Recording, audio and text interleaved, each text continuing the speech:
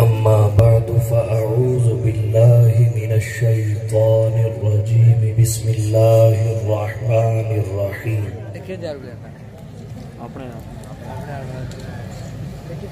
اليوم أكملت لكم دينكم وأتممت عليكم نعمتي ورضيت لكم الإسلام دينا وقال النبي صلى الله عليه وسلم إن الرسالة والنبوة قد انقطعت فلا رسول بعدي ولا نبي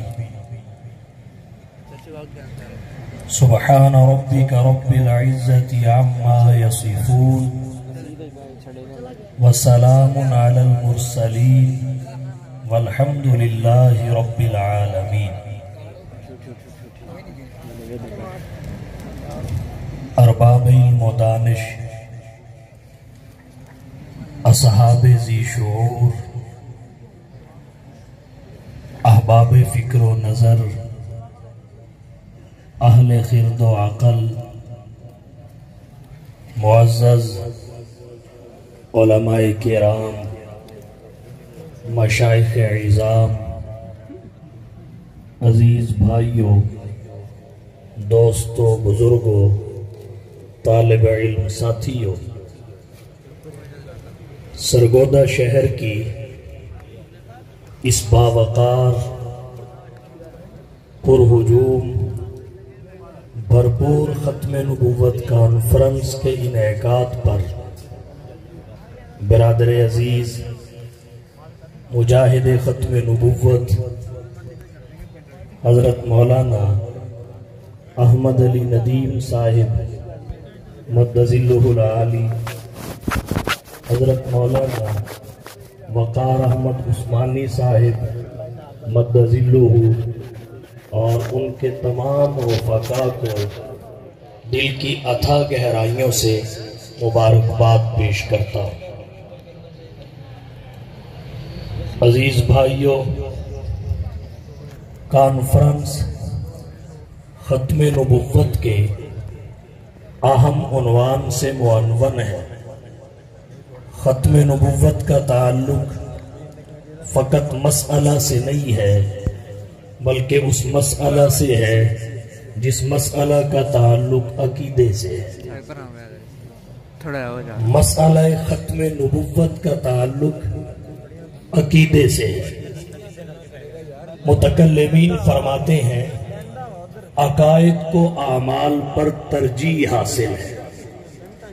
اگر عقائد درست ہو، دامن اعمال سے خالی بھی ہو، تو جنت مقدر اور نصیب ہوگی، اور اگر عقائد درست نہ ہو، خیر کے کاموں سے دامن بھرا ہوا ہی کیوں نہ ہو، جنت جانا تو دور کی بات ہے، جنت کی خوشبو بھی نہیں پا سکے گا، اگرچہ وہ 500 میل کی مسافت سے آتی ہے۔ ختم نبوت کا تعلق عقیدے سے ہے، اور عقیدہ بھی اجماعی، جو اسلام کے اصول اور دین کی ضروریات میں سے ہے، جس کا انکار اور جس سے انحراف انسان کو دائرہ اسلام سے باہر کر دیتا ہے۔ ختم نبوت ہمارے مذہب کا مدار ہے، اس پر ہمارے مسلک کا انحصار ہے۔ جو شخص ختم نبوت کا قائل نہ ہو، قرآن کریم کی متعدد نصوص کے انکار اور اجماع امت سے انحراف کی بنا پر وہ دائرہ اسلام سے خارج ہو جاتا ہے، اور رہا اہل سنت والجماعت سے، اس کا خروج اہل سنت والجماعت اہل اسلام کا دوسرا نام ہے، اہل اسلام کا معزز طبقہ ہے۔ جب اہل اسلام سے نہیں تو اہل سنت سے بھی نہیں۔ ختم نبوت اسلام کا وہ اساسی اور بنیادی عقیدہ ہے جس پر پورے دین کا انحصار ہے، اس کا تحفظ اور دفاع پورے دین کا تحفظ اور دفاع ہے، اس لیے ضرورت اس امر کی ہے اس کی اہمیت کو سمجھا جائے، سمجھایا جائے، اور اس کے انکار کے نتائج سے، بھیانک نتائج سے انسانیت کو بچایا جائے۔ ختم نبوت کے انکار کے نتائج کیا ہیں؟ قرآن کریم کی متعدد نصوص کا انکار، جس کا نتیجہ کفر کی صورت میں ظاہر ہوتا ہے، نبی کی سینکڑوں احادیث کا انکار، امت کے اجماع کا انکار، تسلسل اور تواتر کا انکار۔ اس سے بھی بڑھ کے کہوں، ختم نبوت کے انکار کا نتیجہ کیا ہے؟ تکمیل دین کو چیلنج، دین میں ترمیم کی گنجائش پیدا کرنا، جبکہ اللہ نزول قرآن کے وقت صدیوں پہلے فرما چکے، الیوم اکملت لکم دینکم واتممت علیکم نعمتی ورضیت لکم الاسلام دینا۔ آج کے دن میں نے تمہارے لیے تمہارے دین کو کامل و مکمل کر دیا، واتممت علیکم نعمتی، اور تم پر اپنی نعمت کا اتمام فرما دیا، ورضیت لکم الاسلام دینا، اور تمہارے لیے بطور دین میں نے اسلام کو پسند کیا ہے۔ جناب نبی کریم صلی اللہ علیہ وسلم کی تشریف آوری سے دین کامل و مکمل ہو چکا، اب اس میں ترمیم کی گنجائش نہیں ہے۔ حضور کے بعد کوئی شخص اگر دعوی نبوت کرتا ہے یا کسی کے دعوی نبوت کی تصدیق کی جاتی ہے، یہ تکمیل دین کو چیلنج ہے، ترمیم کی گنجائش پیدا کرنا ہے، اور اس کی کوئی گنجائش نہیں ہے۔ حضور دھرتی پہ تشریف لائے، دین کامل و مکمل ہو گیا، احکامات اپنی تکمیل کو جا پہنچے، اللہ نے جسے حلال کرنا تھا اسے حلال کر دیا، جسے حرام کرنا تھا اسے حرام کر دیا۔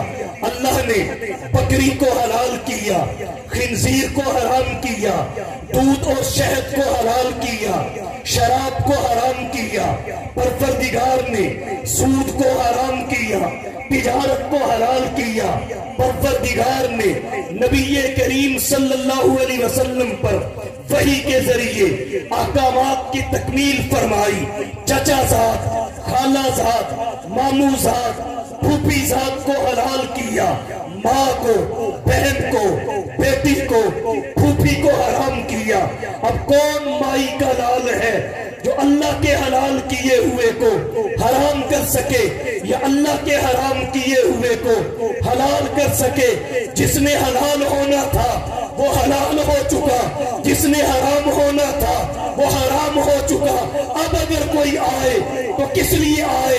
اعتقادات کامل و مکمل ہیں، عبادات کامل و مکمل ہیں، اخلاقیات کی تفسیرات واضح ہو چکی ہیں، معاملات کے اصول اور ضوابط بتا دیے گئے ہیں، خارجہ اور داخلہ پالیسی کے ضوابط وضع کر دیے گئے ہیں، تجارت کے اصول، معیشت کا طرز، سیاست کا انداز، ہر شے اللہ کے نبی بتا کے پھر دنیا سے گئے ہیں۔ اب کوئی آئے تو کس لیے آئے؟ دین کامل ہو چکا، لفافے پہ مہر لگ چکی، اب جو آئے گا دعوی نبوت کرے گا، اس مہر کو توڑے گا، وہ جہنم جائے گا۔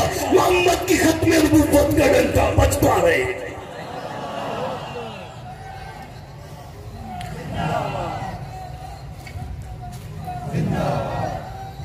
اليوم اکملت لکم دینکم واتممت علیکم نعمتی ورضیت لکم الاسلام دینا۔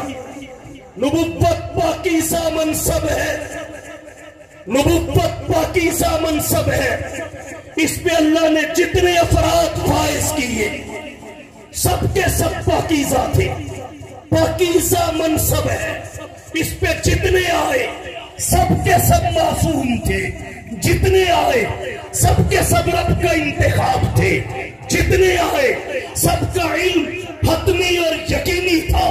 گناہگار، فاسق و فاجر اس منصب پہ نہیں آ سکتا۔ جتنے آئے سب مستند تھے، منتخب تھے، علم حتمی اور یقینی تھا۔ اس کی مثال اللہ نے حضرت یوسف علیہ السلام کے واقعہ سے قرآن میں واضح کر دی. کوئی غیر معصوم نبوت کے منصب پہ فائز نہیں ہو سکتا. باوقار منصب ہے, باوقار لوگ آئے, پاکیزہ منصب ہے, پاکیزہ لوگ آئے. زلیخا یوسف کو انتہائی کمرے میں لے گئی, آخری کمرے میں جا کے کہا ہائی تلک التفات کیجئے. حضرت یوسف علیہ السلام نے جب یہ بات سنی جسم پہ کپ کپی طاری ہو گئی کہ پروردگار یہ کیا حالات بن گئے. اگر میں اس پہ ہاتھ ڈالتا ہوں معصومیت کی چادر داغدار ہوتی ہے, ہاتھ ڈالتا ہوں اس من پہ داغ آتا ہے, اور اگر اس کی ڈیمانڈ پوری نہیں کرتا یہ آخری کمرے میں لے آئی ہے, یہاں سے جاؤں گا کیسے جاؤں گا؟ دروازے بند ہیں, کفر چڑھ چکے ہیں, تالے لگ چکے ہیں. اللہ دل میں بات ڈالتے ہیں یوسف یہاں سے نکل, بھاگنا تیرا کام ہے, تالے توڑنا میرا کام ہے, بھاگنا تیرا کام ہے, دروازے کھولنا میرا کام ہے. یوسف نکلتے گئے نکلتے گئے نکلتے گئے. زلیخا نے ساری آفریں دی لیکن پھر بھی دل میں خیال نہیں آیا کہ گناہ میں مبتلا ہو جائے. پاکیزہ منصب ہے, جتنے آئے پاکیزہ تھے, جتنے آئے معصوم تھے. اور جس کی اولاد کہے مرزا صاحب کبھی کبھی منہ کالا کر لیا کرتے تھے, اسے نبوت کے منصب پہ بٹھاتے ہو, اس کے لیے تو شرافت کا منصب بھی نہیں ہے.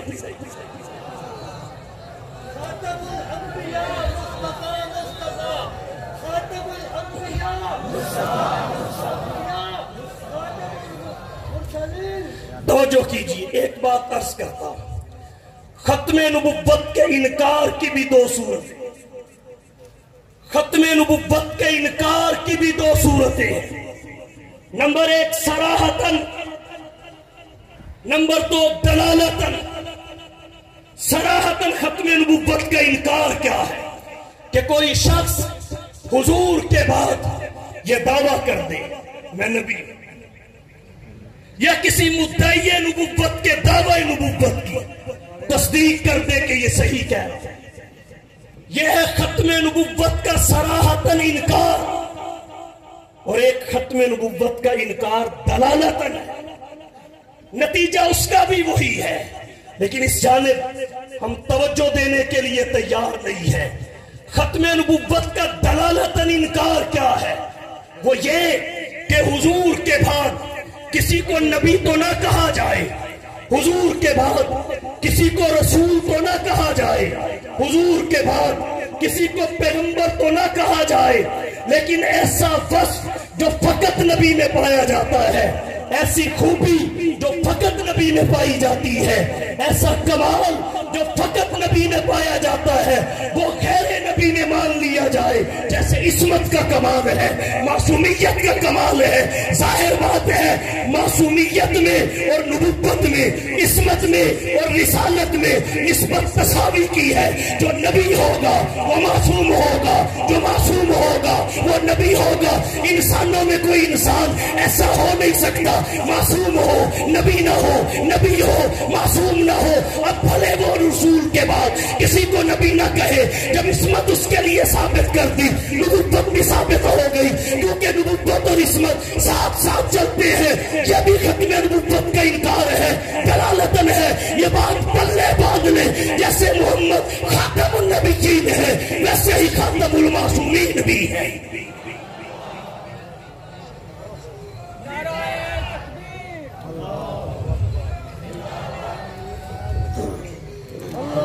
اور آخری بات عرض کرتا ہوں, توجہ.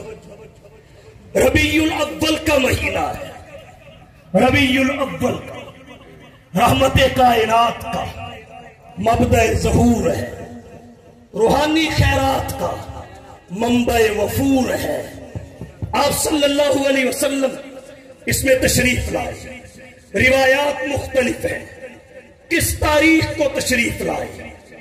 مولانا احمد رضا خان صاحب نے فتاوی رضویہ میں 8 ربیع الاول تاریخ ولادت ہے. حکیم الامت مجدد الملت مولانا اشرف علی صاحب تھانوی رحمت اللہ علیہ نے نشر الطیب فی ذکر النبی الحبیب میں ایک قول 8 ربیع الاول کا لکھا, ایک 12 ربیع الاول کا لکھا. علامہ شبلی نے سیرت النبی میں 9 ربیع الاول لکھی، مولانا صفی الرحمان مبارک پوری نے الرحیق المختوم میں 9 ربیع الاول لکھی، مولانا ابوالکلام آزاد نے رسول رحمت میں 9 ربیع الاول لکھی، مولانا شاہ محمد جعفر نے پیغمبر انسانیت میں 9 ربیع الاول لکھی، دیگر کتابوں میں قاضی سلیمان منصور پوری نے رحمت للعالمین میں 9 ربیع الاول لکھی۔ ایک قول 10 کا بھی ہے، ایک 11 کا ہے، 12 کا ہے، 17 کا ہے، 18 کا ہے، 28 کا ہے، متعدد اقوال ہیں تاریخ ولادت میں۔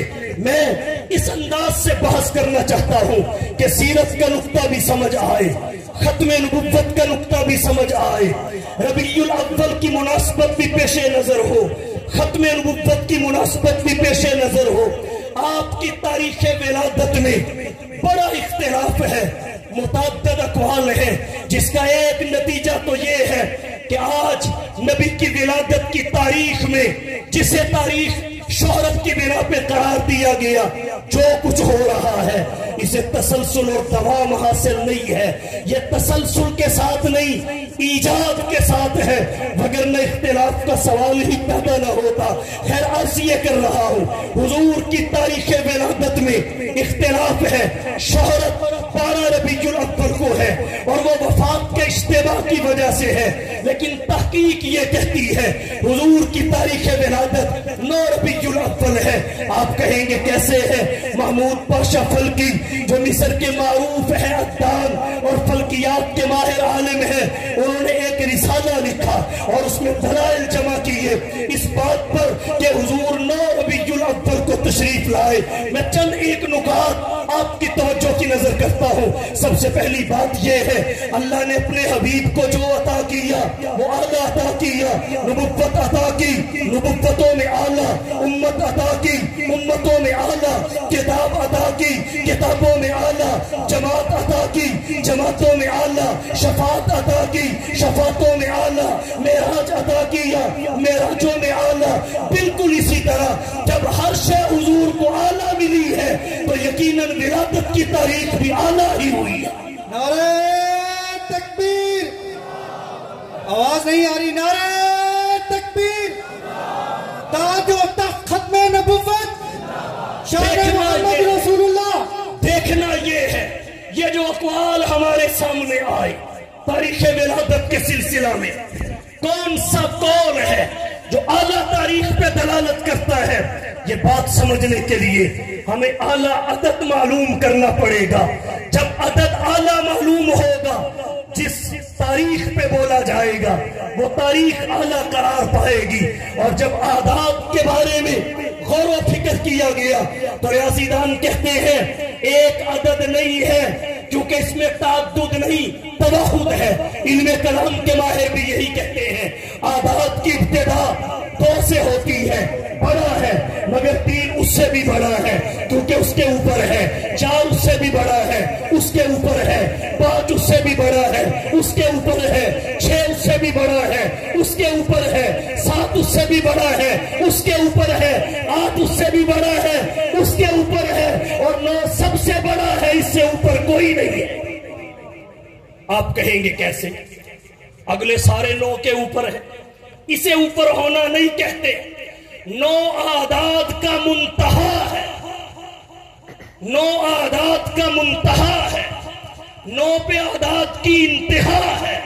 9 کے بعد جو عدد بھی آئے گا مل ملا کے وہ وہی ہوگا جو 9 سے پہلے گزر چکا ہوگا۔ اس لیے 9 کا عدد بڑا ہے، سید الاعداد ہے، رئیس الاعداد ہے، اعداد کا منتہا ہے۔ 9 کے بعد جو بھی آتا ہے وہ وہی ہے جو 9 سے پہلے گزر چکا ہوتا ہے۔ 9 پہ اعداد کی انتہا، جو 9 تاریخ کو آیا، جو 9 تاریخ کو آیا، اس پیغمبر پہ انبیاء کی انتہا۔ اعداد میں بڑا عدد 9 ہے، جس تاریخ پہ بولا جائے گا وہ تواریخ میں بڑی ہوگی، اور جو تاریخ بڑی ہوگی وہی محمد کی تاریخ ولادت ہوگی۔ نو کا بڑا ہونا ایک اور زاویہ سے سمجھیے، وہ یہ 9 کا عدد ایسا ہے جس میں یہ خوبی اور کمال ہے، اس کو جس عدد کے ساتھ ٹکراؤ وہ عدد پاش پاش ہو جائے گا، جو 9 سے ٹکرائے گا پاش پاش ہو جائے گا، 9 پھر باقی نظر آئے گا۔ آپ کہیں گے کیسے؟ ایک تو اگرچہ عدد نہیں، لیکن اگر ایک کے ساتھ بھی ضرب دی جائے تو نتیجہ 9 ہی نکلتا ہے، اور اگر 9 کو 2 کے ساتھ ضرب دی جائے جواب 18 آتا ہے۔ 18 میں پہلے 1 ہے پھر 8 ہے، دونوں کو ملایا جائے نتیجہ پھر 9 نکلتا ہے۔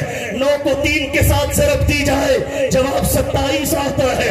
27 میں پہلے 2 ہے پھر 7 ہے، دونوں کو ملایا جائے نتیجہ پھر 9 نکلتا ہے۔ 9 کو 4 کے ساتھ ضرب دی جائے جواب 36 آتا ہے۔ 36 میں پہلے 3 ہے پھر 6 ہے، دونوں کو ملاؤ نتیجہ پھر 9 نکلتا ہے۔ 9 کو 5 کے ساتھ ضرب دو جواب 45 آتا ہے۔ 45 میں پہلے 4 ہے پھر 5 ہے، دونوں کو ملاؤ نتیجہ پھر 9 نکلتا ہے۔ 9 کو 6 کے ساتھ ضرب دو جواب 54 آتا ہے۔ 54 میں پہلے 5 ہے پھر 4 ہے، دونوں کو ملاؤ نتیجہ پھر 9 نکلتا ہے۔ 9 کو 7 کے ساتھ ضرب دو جواب 63 آتا ہے۔ 63 میں پہلے 6 ہے پھر 3 ہے، دونوں کو ملاؤ نتیجہ پھر 9 نکلتا ہے۔ 9 کو 8 کے ساتھ ضرب دو جواب 72 آتا ہے۔ 72 میں پہلے 7 ہے پھر 2 ہے، دونوں کو ملاؤ نتیجہ پھر 9 نکلتا ہے۔ 9 کو 9 کے ساتھ ضرب دو جواب 81 آتا ہے۔ 81 میں پہلے 8 ہے پھر 1 ہے، دونوں کو ملاؤ نتیجہ پھر 9 نکلتا ہے۔ عدد ختم، دہائی پورا کرنا چاہو 10 کے ساتھ بھی ضرب دو جواب 90 آتا ہے۔ 90 میں پھر 9 کھڑا ہو جاتا ہے۔ نعرہ تکبیر، تاج و تخت ختم نبوت، تاج و تخت ختم نبوت، انٹرنیشنل ختم نبوت۔ سب سے بڑا عدد 9، سب سے بڑی تاریخ وہ جس پہ یہ بولا جائے، اور جو سب سے بڑی تاریخ اس مہینے کی وہی حضور کی تاریخ ولادت ہے۔ ایک بات اور عرض کرتا ہوں، حضور کس سن میں تشریف لائے؟ پہلا عام الفیل، واقعہ فیل کے 50 دن بعد 571 عیسوی 682 بکرمی، یکم جیٹھ 20 اپریل 9 ربیع الاول بروز سوموار، صبح صادق کے وقت جب اندھیرے جا رہے تھے اجالے آ رہے تھے، نور سحر دھرتی پہ طلوع ہوا۔ شب ظلمت کی تاریکی میں گم تھی عقل انسانی، شب ظلمت کی تاریکی میں گم تھی عقل انسانی، یکایک تاکہ کعبہ پر ایک چراغ ہاشمی آیا، بشارت دیتے رہے انبیاء آدم سے عیسیٰ تک، بشارت دیتے رہے انبیاء آدم سے عیسیٰ تک، نبوت جس پہ ناز کرتی تھی وہ نبی آیا۔ حضور 571 عیسوی کے ربیع الاول میں تشریف لائے۔ سوموار کا دن اتفاقی ہے تاریخ ولادت میں، اگرچہ اختلاف ہے، اب اس اختلافی امر کو نتیجے تک پہنچانے کے لیے، اختلافی امر کو سمجھنے کے لیے بنیاد اتفاقی امر کو بنا لیتے ہیں۔ اتفاق اس بات پہ ہے، دن پیر کا تھا، دن سوموار کا تھا۔ محمود پاشا فلکی کی تحقیق یہ ہے 571 عیسوی کے سال میں جو ربیع الاول آیا اس میں 12 ربیع الاول کو سوموار نہیں آتا۔